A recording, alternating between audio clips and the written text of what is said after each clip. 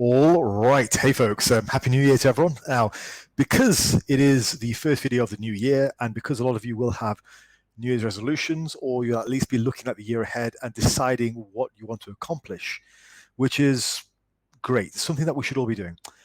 However, what I wanted to speak about today is in relation to that, and that is to do with building mental toughness. Like, it's great to have goals, but how do we build the tenacity needed to actually see through those goals? And that's the discussion today. Okay, so hopefully this will help you all, no matter what your goals are, whether you have resolutions or not. It doesn't really matter. This is more a general video about building the toughness required to actually see through your goals. Okay, which is really the main reason why we don't finish or accomplish our goals. We just don't have the tenacity or the tools that we need to finish doing what we're doing, what we want to do.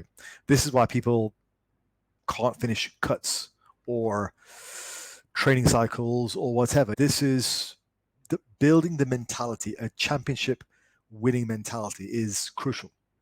Now, when I first started off as a coach, I was an athlete for a long time. So I competed, as you guys who are familiar with my channel know, I competed as a powerlifter for 14 years. I also competed in strongman, and I also competed in bodybuilding. Now, from the beginning, so from the time I was 18 years old, I was a competitive athlete in various strength sports. So as I got into coaching, I had to really change my perspective on working with regular people. Because for me, dealing with prep for a bodybuilding show, dealing with a training cycle for a powerlifting meet, it was all pretty much on autopilot. I just did what I had to do. There was no room for discussion or second guessing myself. And part of that is what allowed me to reach the heights that I did. It's that mentality. It's the ask questions later. There is work to be done. Get the job done first. We'll figure it out afterwards, and we'll evaluate it down the line. Now, as I started to take that approach with clients, I was realizing that particularly with my Gen Pop clients, and sometimes with my competitors as well, they might not necessarily have the tools that I did to enable them to accomplish what I want them to accomplish. And I'm not always talking about the know-how in terms of the prep. What I'm talking about here is the actual mental fortitude to deal with the things they need to deal with. Okay, so what I needed to begin to do was to take more of an interest in coaching people through the mental tools they need to accomplish and stick to the plan. And that became a larger part of the discussion whenever I was coaching someone, particularly when I was coaching Gen Pop, people who just weren't used to competing. If you're a seasoned competitor, you'll know, yes, stuff gets hard, but there's less of a conversation about whether you should or you shouldn't. It's more just get it done. And that was very much my attitude towards all my preps and my meets and everything. But that kind of attitude is something which you're not born with. It's instilled in you, and as you think about it, it's easier when you're younger. But if you're getting into this later in life, like a lot of my clients are, or let's say you're just in your 20s, you're not getting into it as a teenager like I did. I played football before I did my first powerlifting meet as well. So I had a competitive background from a very early age. So for me, it was just a case of get out there, do it, ask questions later. When the alarm goes off, I'm not thinking whether I should get out of bed. I'm out of bed. When there's a diet to be done, I'm not thinking about it. I'm getting it done. And so I realized not everyone I worked with was of that nature. And it doesn't help if I'm just sat there shouting at them. That's temporary motivation, which doesn't last. Okay. So when delivering the information like this, I need to determine who am I delivering it to? Who is going to be receiving that information? So in my view, because of the audience I'm speaking to now, this topic is very useful. A very small percentage of you guys are going to be competitors or have that competitive mindset where this is what I'm doing, here we go. So I'm drawing upon my experience today of dealing with clients like yourself over the course of a 10-year time frame now. This is my 10th year of coaching, 2024, and being able to hopefully talk you through some of my processes with my clients who struggle with mental toughness. And I think from what I've seen, out of all the years I've been coaching, the clients who consistently train the hardest and are able to stick to the diets are usually the ones that best have their own lives in order.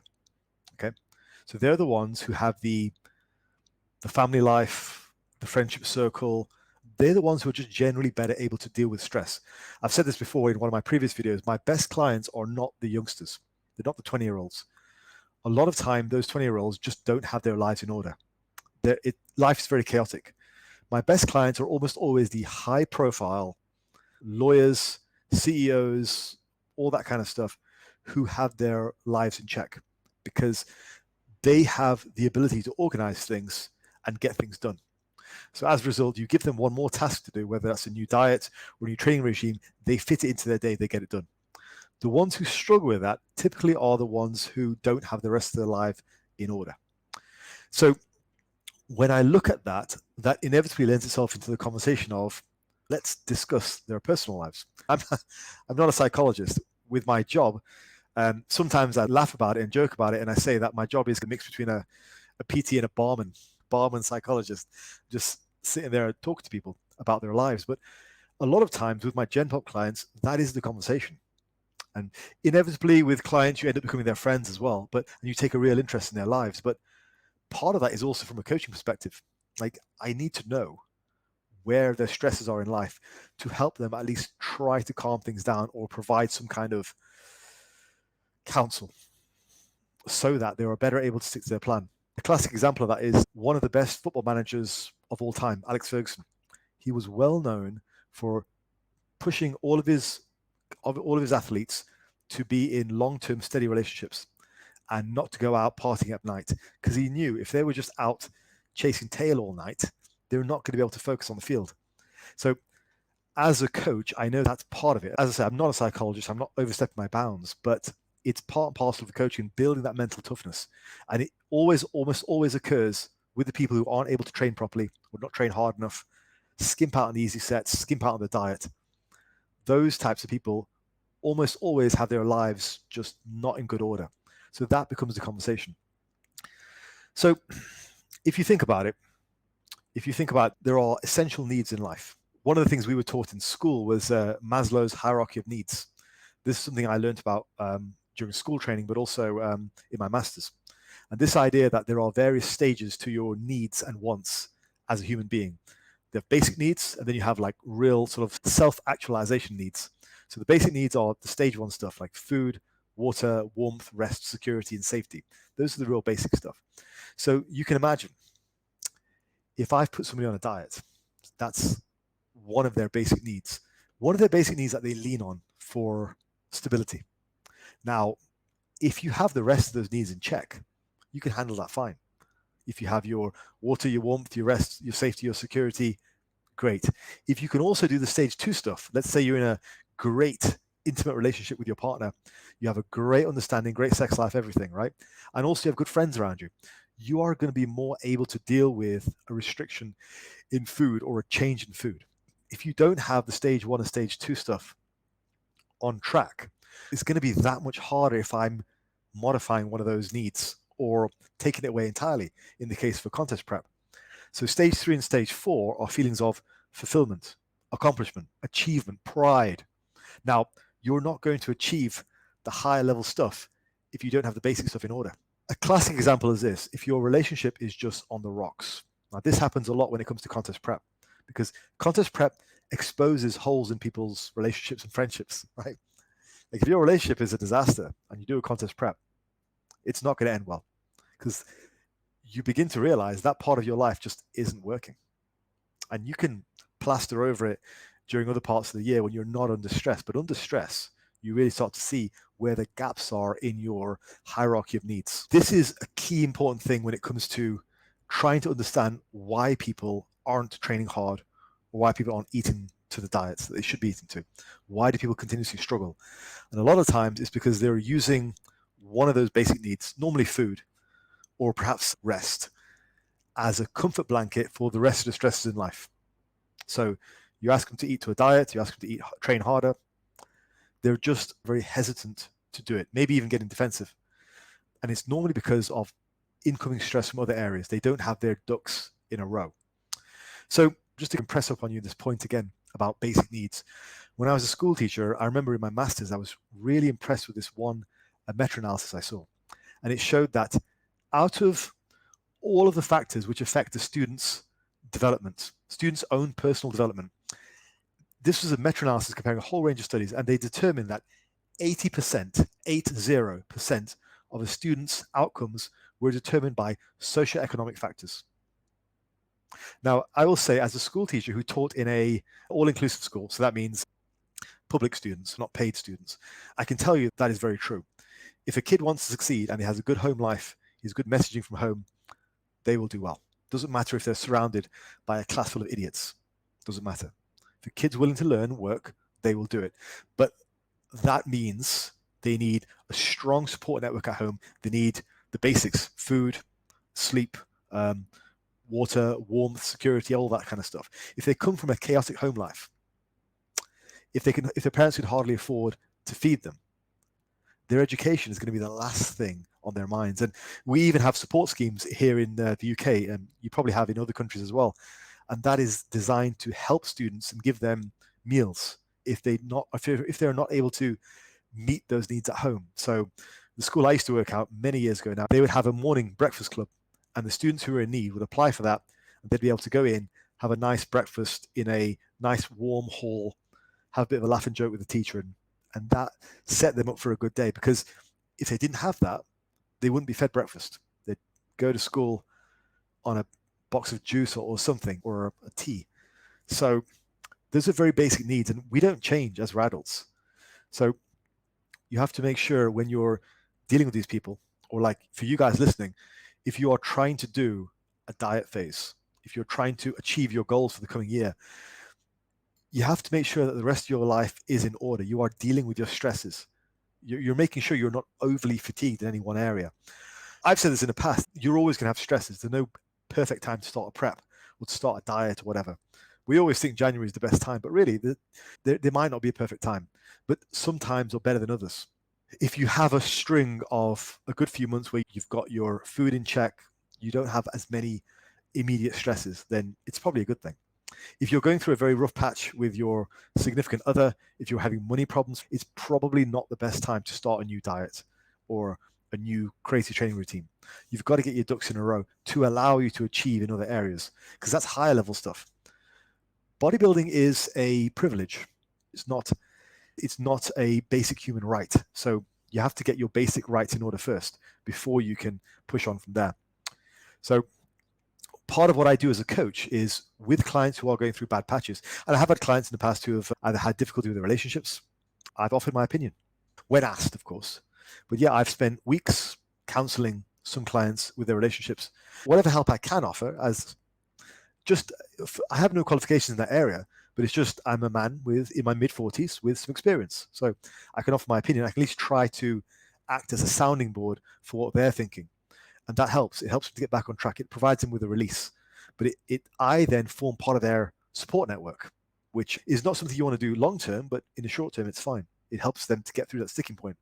Obviously, in the long term, dealing with the problem themselves or counseling is a good idea. So here are some things that I do as a coach. That's the first thing. Just talking, providing a bit of counsel. Okay. The other thing is, for some guys who are just really into bodybuilding and the whole process, a lot of times that positive energy, if it starts to dwindle, it can go downwards quite quickly. So some of my guys, for example, I'll tell you a story. Years ago when I was a coach, just starting off, I would send emails back and forth, right? Different to what I do now. But there was this one guy, he was so enthusiastic about his reply. He'd send me like his check-in email and he'd be hyped up. So he'd email me, that's the first thing, and I would get a notification on my phone, like, had an email, okay? And then he would Instagram message me. Then he would Telegram me, right? Then he would text me on WhatsApp. What is going on? So he was so just hyped up with, I'm so into bodybuilding. I want to get a reply from my coach. Just 5 minutes would pass. I don't even have time to read the email. Sometimes with guys like that, you almost have to tell them to get a different hobby or do something productive with their partner. Very often in prep, for example, one of the things I do is I ask my clients to make sure they're more involved with their partners. Because on the one hand, it lets their partner know they're okay. Because prep can get quite stressful. It lets the partner know they're okay, but also it helps to get their mind away from their training, just hyper, like enthusiastic about the next training session, the next meal, like rah. You've got to remember, like all that positive energy, if it dwindles out, it can fall and crash quite quickly. The best clients are always the ones who are mostly like just put in the work, coming in and hitting a single. You don't need to have a home run every single day. That's not the idea. Come in, hit a single, okay? And so I will purposely try to back some of these clients off if they're just hyper enthusiastic, because that's not a good long-term strategy. It quickly leads to burnout. It's great to see, and if you're the type of coach who really works in terms of 12-week transformations, then it's good for that. And you could argue it's maybe not a bad idea for a 12-week transformation for a beach holiday. You should be really motivated. But for long-term progress, for actually gaining muscle, doing a long-term body composition, for a steady degree of reasonable enthusiasm is better, because there are less jagged ups and downs. So that's one. The final thing I think is, if somebody is just not able to stick to something and you've been through all these strategies, that's usually when I will maybe take the hard approach. And I'll remind them, look, this is what you signed up for, okay? Like I'm not, for those of you who are my clients, and you'll know this, I'm not a unforgiving, harsh, shout at you all day coach. That's not my style. I don't think that's useful. I don't think that's valuable. I think it's very temporary. But at a certain point, the rubber hits the road, and you have to remind the client, look, this is what you signed up for. There's a time to kick it into high gear. And when that time comes, you need to do what you came here to do. When all's said and done, there is still the bottom line of, look, you chose this. Are you with me or not? Are we doing this or not? And those aren't always my favorite conversations, but I'll never shy away from them, because that's part of my job. That's what the client needs. I don't like having those conversations. I never did as a school teacher either, quite frankly, because I don't like being mean. But it's not necessarily being mean. It's just you have to provide people sometimes with a dose of reality. That is not the first step, though. Hopefully you guys have realized that's not the first step. You don't just immediately start shouting at people, telling them they're pussies. That's not what a coach should be doing. The first step is trying to understand why we're not able to do what we're supposed to do, and then try and fix that issue, build the mental toughness. The end stage is kick up the arse. But you can't do that every time, because that enthusiasm will burn out very quickly. So yeah, if all else fails, you have to remind them what they're here for. Right, folks. So hopefully that has helped you guys understand, and helps you guys understand a bit more about how to build mental toughness. And hopefully that's going to be something which can help you with your goals moving forward. Like, I know I have my goals for the coming year. Okay. Now, if something is consistently not working and you've made changes to your plan, you're just not able to do something, there are tools you can use. There are assessments you can make of your life to say, okay, am I in a place where I can do this? Or am I better off just pursuing this at a later stage and getting my life in order first? And feel free to have a look at Maslow's hierarchy of needs. It's something that I studied extensively when I was a school teacher. And it's very true for students. And I found it's very true in this scenario as well. So that was a very thoughtful video to kick off 2024. There will be more training videos and all that kind of stuff coming soon. Please do hit like on this, subscribe if you haven't done so already. There is links for coaching if you want to get coached to your goals for this year. And have a wonderful start to your year. Peace out.